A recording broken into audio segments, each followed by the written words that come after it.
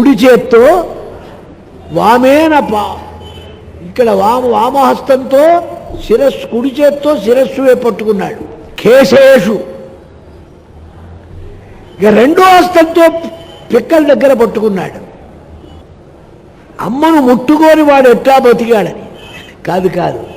ఛాయాగ్రహణమప్యస్తి పార్వతీదేవి అడిగింది శంకరుణ్ణి, పట్టుకుంటే మసైపోడా ఎట్లా పట్టుకున్నాడని. నీడను ఆకర్షించే శక్తి ఉంటుంది పిశాచాలకు, రాక్షసులకు. అందుకే భూత వైద్యులు దయ్యాలు పట్టిన వాళ్ళకి నీడ మీద కొడుతూ ఉంటారు వేపమండలు పెట్టి. ఛాయాగ్రహణ శక్తి. కేశఛాయాం పరామృశ్య జానుఛాయాం తథైవచ. రెండు చేతులతో రెండు స్థానాలు ఛాయను పట్టుకొని జటాయు అడ్డం వస్తే వాడిని పడగొట్టి నరికి రెక్కలు తీసుకెళ్ళాడు, అశోకవనంలో పెట్టాడు.